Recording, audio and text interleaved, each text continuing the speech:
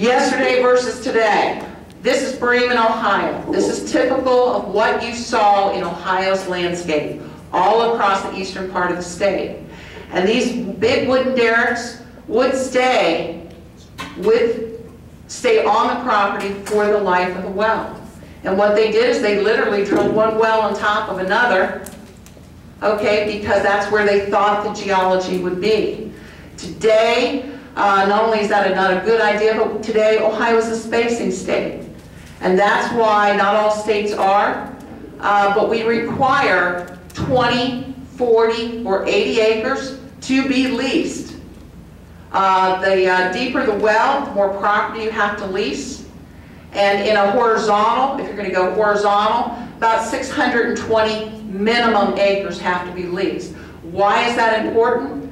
It's because it does protect the rights of the landowner. It's your minerals underneath those properties. And we have a generally good idea about the area that it will pull from.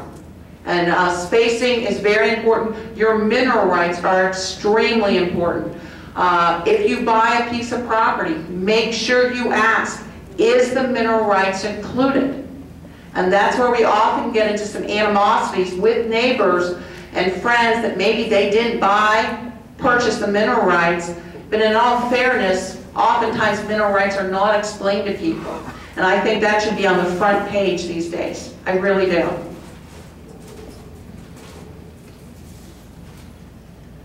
Today, instead of drilling one well on top of another, we are going to do a lot of different kind of mapping, underground mapping of what's going on underneath the ground. Again, it's not straight lines.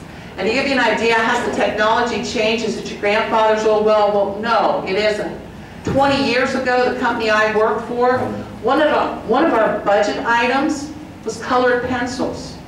20 years ago, that's what our mapping department was doing. They were using colored pencils to try and create these maps underneath the ground.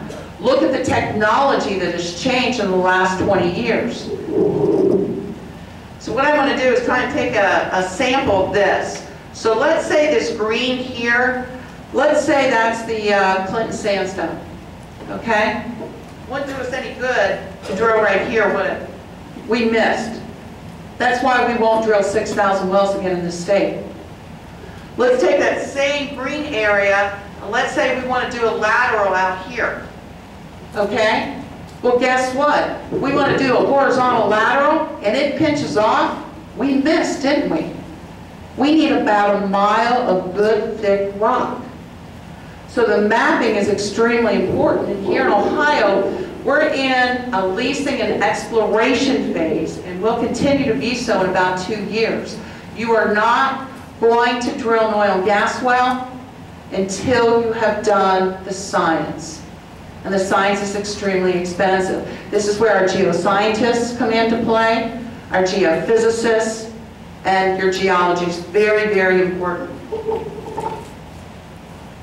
Well construction has changed quite a bit. And it was interesting because I noticed this same picture was up here earlier. It was referenced by somebody else, but this is the exact same picture they used. This was given to me by that operator. But oftentimes what you don't see, you just see this drilling pad. You have to understand that drilling for oil and gas, it is a construction job. And most people tell you about the heavy traffic. And heavy traffic, there will be truck traffic. But it's no different than if you're building a business or a home. This is a temporary construction job. And here's the picture that they don't want to show you. It's the exact same well. I want to go back to it. There's the location. And you can see how the property was reclaimed. And you can farm almost right up towards that property. But they don't want to show you the reclaimed site. Well construction, this is the Thurl McKee well. This dates back to 1814. It is located in the state of Ohio. This is where the first discovery of oil was in the United States. Has well construction changed? Yeah. This is hollowed out tree trunks. Our first natural gas pipelines in the state were hollowed out tree trunks. The Thorold McKee well is still producing oil and gas almost 200 years later. Well construction today, a big difference. And I wish I had about an hour to spend on well construction. As I stated, closest well to my house is a half a mile. I don't want oil and gas in my water either. Neither does any single person in this industry. Keep in mind, we drink from the same aquifers that everyone else does.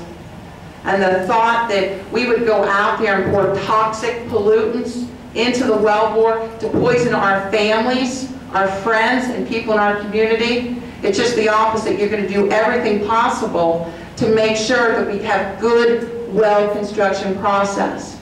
Here in Ohio, it's going to be multiple layers. It's going to be the conductor. It is going to be the surface. There are multiple casings that are in place in case you would have a failure. Multiple layers. And if you really think about it, and it doesn't matter whether it's vertical, whether it's directional, or whether it's horizontal, the wells are going to be constructed the same. And if you really think about it, once we've constructed our well and we've sealed off the aquifers, and once ODNR pressure tests that and make sure that we've got a proper seal, only then can we drill down to the target geological formation. That is also cased, and it's got cement around it. In fact, we use almost 1 million pounds of steel and cement in these wells. And if you think about it, we've completely sealed off the geological formation. We can't even get any oil and gas out. Whoops. So what we're going to do is then they are going to perforate the pipe. And they're going to put small holes in the pipe, only in the geological formation. And if you think about it under pressure, now the oil and gas can go one way. There was the picture of the natural fractures. If those natural fractures occurred all over, we wouldn't have oil and gas down there in the first place. If you go to Santa Barbara, that is a huge tourist attraction to go and see the natural oil seeps out there. Huge tourist attraction. It's actually kind of neat. Hydraulic fracturing. This is what hydraulic fracturing used to look like. And what they used to do is they used to drop dynamite or nitroglycerin down into the wellbore. And you've seen many pictures, probably Hollywood, in many movies, of the oil gushing out all over the place. What they did is they fractured the rocks that way. Because as I pointed out in these rock formations, if I squeezed those rocks or if I threw it on the ground and broke it, you'd probably get a little bit of oil and gas out of these little ones here. You have to fracture the rocks or create small fissures in order to produce the oil and gas. It's that simple. Since the 1950s here in Ohio, we have hydraulically fractured 80,000 wells in the state. And to put that into perspective, we only have 64,000 producing wells. Hydraulic fracturing predates Ohio law. That's how long we've been doing it. Like with our mapping, like with our well construction, like with everything else in society, our technology continues to get better. Mike already showed you this on the Hartville News. And what I'm going to try and do, hey, Mike, could you help me with this? I've got an animation that I want to kind of try and walk you through. It gets a little complicated, but I might have you stop at a couple places. What I want you to do is get an idea that what you're going to see underneath the ground is the Utica Shale. And so you're going to see a lot of the rock above and you're going to see a lot of the rock below. Today when we hydraulically fracture, we can actually, in real time, watch what's going on. Now in a typical vertical well, that whole process is done once and usually takes about 2 hours. In a horizontal well, the process is done once. They make it sound like you're doing it every week and every day. It's usually done once, and it may take up to 2 days. What you're going to see here is a real fast 2-minute animation, and this is going to kind of extend over a 2-day period. Now the difference in the vertical versus the horizontal is the only difference is When you're doing it vertically, you're going to hydraulically fracture. When you're doing it horizontally, it is physically impossible to put that much pressure on a rock going out a mile. So what you're going to do is you're going to do it in stages. Okay? So what you're going to do is you're going to fracture the rock or create small fissures, and think about the fissures we're creating when you come up and look at these frac sands. Okay, these are microscopic fissures in the ground. So we're going to fracture the rock, plug it, fracture the rock, plug it, fracture the rock, plug it, and then you're going to release the plugs, and now you can start producing oil and gas. The other thing that's important in this is you can see that you can design the frac job exactly within a certain geological formation. We can see it above and below. And so it's really become a high-tech science, and if we can go ahead and go through this, should be able to, yeah, just click it, yeah. Okay, so what you're looking at here is that as we go underneath the ground, here's the Utica here above. This is the well. See the pink here? That's the horizontal lateral underneath here.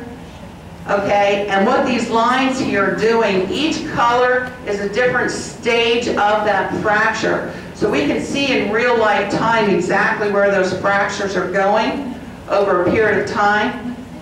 And then what you're doing is the different colors, you'll see it being able to cross, so we know we've got a really nice, you've done a really good job creating those fissures and connecting the dots, if you will. And if you can stop it there. Oh, that's okay. We can take it back.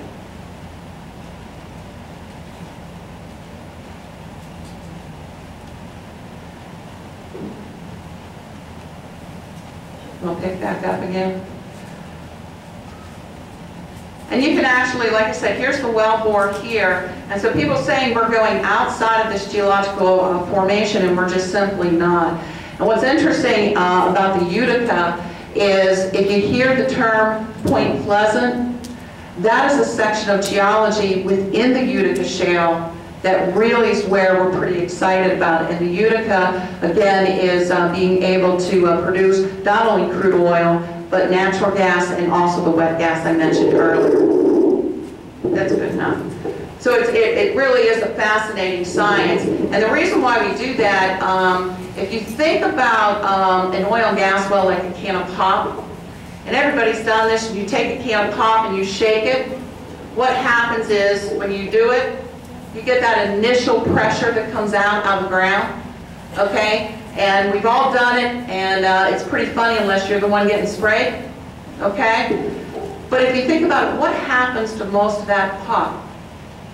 After the initial pressure releases, it stays in there. Well, after we drill an oil and gas well, it's going to release the initial pressure because it's been buried under pressure for millions of years. And then you have no pressure. And so in order, like the can of pop, you can't pour it into a glass. And that's why you hydraulically fracture or create those fissures to connect the dots in order to produce the oil and gas well. What else could cause groundwater contamination? There's a lot of things. There's a lot of things that we put everything that you talked about, the household cleaners, we're putting those right down our sink or down into a shower. You put fertilizers on the ground. There's a lot of ways that you contaminate groundwater. But what I can tell you is here in Ohio, not a single case of groundwater contamination has ever been connected to hydraulic fracturing. And if you see on that animation why that makes sense.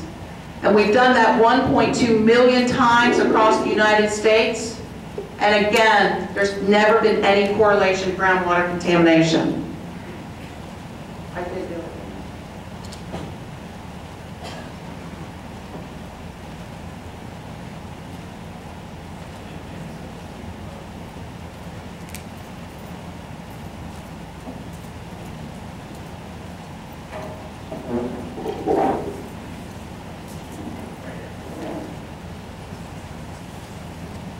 Have there been studies? There's been study after after study after study. In fact, there has been almost 30 studies done on hydraulic fracturing, and not one of them has been able to identify a single case of groundwater contamination.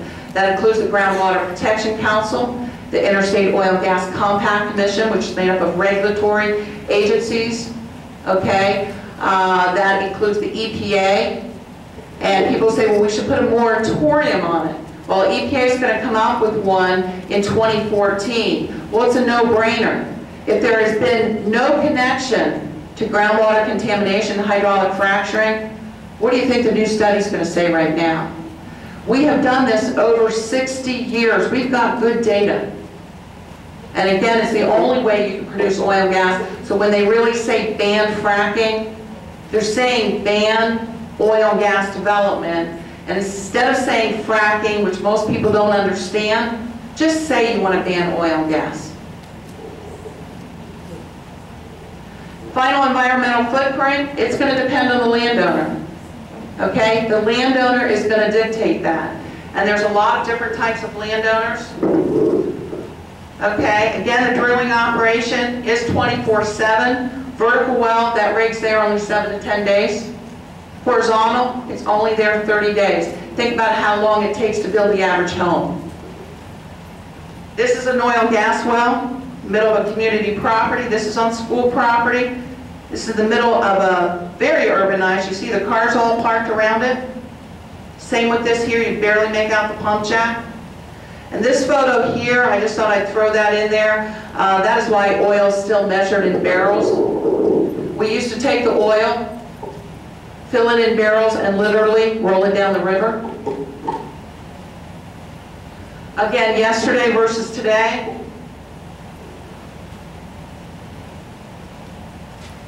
So that you can see a horizontal well picture as well. Okay, we have to reclaim the property. If you enter into a lease, it's one thing you should sit down with the operator and talk to them about. Okay, make sure you know who the operator is that's leasing your property. Keep in mind, this is a long-term relationship. It's going to be 20 to 40 years. You want to know who they are, and they want to have a relationship with you. If they do bad things, they don't have new places to drill a well. Okay, and these horizontal wells, you're not going to spend $5 to $10 million on one of these so that you can put toxic poisons all over. You're not going to make that. You don't want to get into a lawsuit. And finally, I'm going to end on these economic impact. My organization was responsible for this. To give you an idea, again, we are going to continue to drill hundreds and thousands of wells in the next several years. We've got 30 different geological formations. So there's going to be a lot of vertical, directional, as well as horizontal wells that will be drilled in the state. When you look at just the Utica section alone, the industry, we will be ramping up our reinvestments to about $14 billion. You're not going to be spending that kind of money unless we're excited about the Utica. Royalties, okay, this does not include sign-on bonuses, about $1.6 billion. That's going to significantly benefit local economies where most of that money will be spent. Jobs, personal income, this is why we are working with every community college, career center, colleges, universities across the state. We are looking at about 200,000 jobs by 2015. Where's the biggest need? We've got good geologists. Okay, so when they talk fracking job, okay, that's a petroleum engineer. We do have great petroleum engineer programs here in the state. We're not going to be hiring a lot of petroleum engineers. There will be a lot of those. Where we are going to need is going to be in the skilled, and that is in areas, welders, CDL drivers, mechanics, machinists. It's those skilled labor jobs. And to give you an idea, Pennsylvania, their job numbers that finally just came out, the new job numbers, 229,000 jobs in Pennsylvania. And 7 out of every 10 of those jobs were folks in Pennsylvania. And that's what we plan on doing here in Ohio as well. Last slide, what does this all mean? We have a great geological gift. You have a great geological gift here in your county. We've got 150 years of changes in technology. That technology continues to get better and better every day. It's exciting. Smaller environmental footprint today. And again, keep in mind of what the final footprint is. Economic opportunities, you better believe it here in Ohio. And these are long-term jobs. The drilling portion is the shortest term, but then they're going to go on to the next well. Again, many of these wells will produce for the next 20 to 40 years. We have some wells commercially producing here in Ohio that have been in production for over 80 years. So these are very long-term jobs. And that concludes. Thank you very much.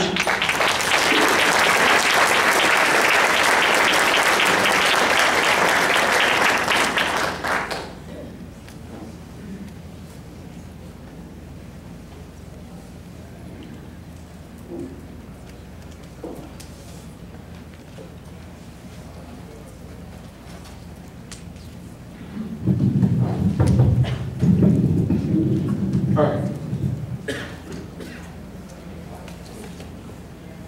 So that concludes the presentation portion. We have a lot of questions. We've tried to boil it down. There are some questions that we pulled because they're duplication. I'm going to try, if you don't hear the exact language used in your question, that doesn't mean that your question's not being asked. It just means that we try to boil it down as simple as possible. Some questions I will answer, to be honest, because I know the answers, just to streamline the process. But the first question I have is, if you stop drilling production on my property, are you taking my property rights? And the reason I'm going to answer that is because that's the balance. That's the balance of the whole process. And I talked about it with Deborah, and she's back there, in the back corner, that the whole process is, if it's your property and you want to take that risk, I think you should be able to do that. But if you are going to potentially put your neighbors at risk, then that's something that obviously your neighbors have some say in. And that's the whole point of being good neighbors, a good community, good members. And so I think the whole debate, when we look at it, is really whether or not you believe that the process puts your neighbors at risk. Right? Because, you know, we all have the right to do unhealthy things all we want on our own property, and if you want to do that, that's fine. So the real debate you need to ask yourself is whether or not it's affecting other people, and whether you believe that the science shows that, and whether you believe that that risk outweighs any benefits. I think that's the real question. The answer, though, is sure, you are affecting people's property rights to the extent that it may affect other people. That's why we live in a community. All right. I think this question might have been answered. How long has hydraulic fracturing been done in the state of Ohio, in Medina County? Rhonda, I believe you answered that. Is that correct? 1953.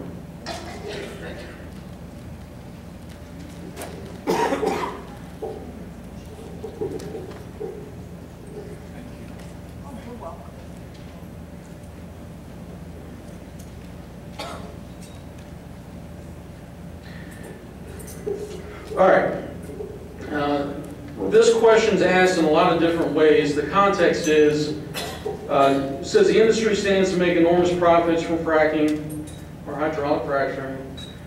So the question is what governmental regulations are in place to ensure that the industry is not cutting corners and that they would be on the hook for any potential violations? I think there's actually two questions there.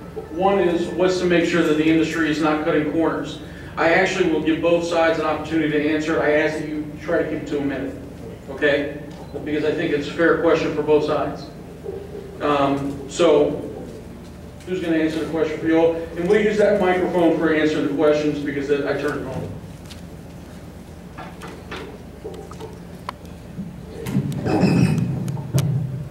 I would say the answer to that question is, I think it's demonstrated that the industry is very well regulated, always has been. There's a number of different agencies. It's not just ODNR, it's the Ohio Department of Transportation, it's EPA, it is the Coast Guard, we could go down. There are so many people that regulate this industry. And when it comes down to the chemicals and things like that, Ohio has always been a full disclosure state when it comes to that, and you're going to even see it take one step further. You can already look online and see everything, how much production's in the well. You can look at how much water is, and under Senate Bill 165, they're also going to be able to disclose each and every amount of the chemicals that are going to be there. That's all going to be for public information. And so the industry is very well regulated here in Ohio. And again, same thing, Ron, if you just use that microphone, I think it'd make it easier, instead of making me have to jump up and down. Some of you are going to think we're from two different worlds when we answer these questions in very opposite ways. To be honest, I would have to say that Ohio is one of the poorest regulated states. Senate Bill 165 is very deficient. We worked on Senate Bill 196, which would have brought in reasonable regulations. So from what I've seen, and I've looked at 1509, I think our regulations are not strong enough. ODNR is not strong enough. We have 64,000 wells now. We have 32 inspectors. We have 88 counties. You know, you do the math. They claim they're on every well 8 times. It's impossible.